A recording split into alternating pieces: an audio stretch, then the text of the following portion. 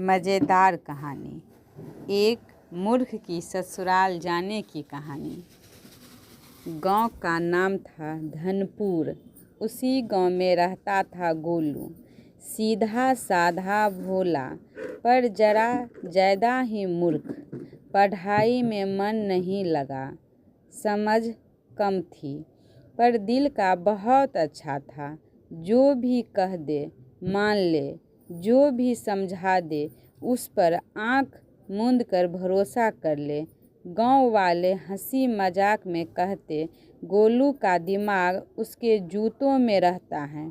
गोलू सुनकर मुस्कुरा देता, बुरा नहीं मानता।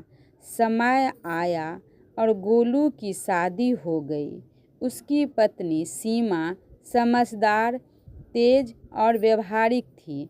शादी के बाद कुछ महीने बीते तो सीमा बोली, अब एक बार मेरे मायके चलना चाहिए। माँ बाबूजी बहुत याद करते हैं। गोलू खुश हो गया। ससुराल का नाम सुनते ही उसके मन में तरह तरह के सपने तैरने लगे। लड्डू पकवान मान सम्मान, उसके पूरे गांव में ढिंढोरा पीट दिया कि वह ससुराल जा रहा है। तैयारी में ही मूर्खता। ससुराल जाने से पहले गोलू ने अपने दोस्त कालू से सलाह ली।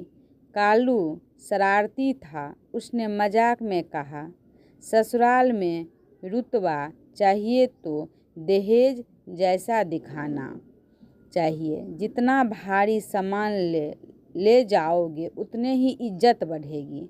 गोलू ने बात दिल पर ले ली। उसने घर का आधा सामान बांध लिया। पुराना रेडियो, टूटी कुर्सी, लोहे की बाल्टी, यहाँ तक कि चूल्हा भी सीमा ने समझाया। इतना सामान क्यों? गोलू बोला, इज्जत बढ़ेगी, रास्ते की मुसीबतें। दोनों बैलगाड़ी से निकले। रास्ते में नदी आई। मलाह बोला, गाड़ी हल्की करो वरना डूब जाओगे। गोलू बोला, नहीं, यह सब इज्जत का सामान है। नतीजा, गाड़ी नदी में फंस गई। आधा सामान भीग गया। किसी तरह जान बची। सीमा चुप रही पर मन ही मन दुखी। ससुराल में पहला दिन। ससुराल पहुँचे। ससुराल राम दीन समझदार आदमी थे। सास शारदा सरल स्वभाव की। उन्हें प्यार से स्वागत किया। पर गोलू ने आते ही ऐलान कर दिया, मैं बहुत भारी आदमी हूँ, मुझे खास आदर चाहिए। यह सुनकर सब एक दूसरे का मुंह देखने लगे। रात को भोजन पर गोलू ने कहा, मुझे सबसे पहले परोसा जाए। सास ने समझाया, यहाँ सब बराबर हैं। गोलू नाराज हो गया। गांव वालों के बीच हंसी। अगले दिन गोलू गांव में घूमने निकला। जहां दो लोग बात कर रहे थे वहीं बीच में कूद पड़ता। कोई खेत की बात करे तो वह सलाह देने लगता, जबकि उसकी खेती का क ख ग घ भी नहीं पता था।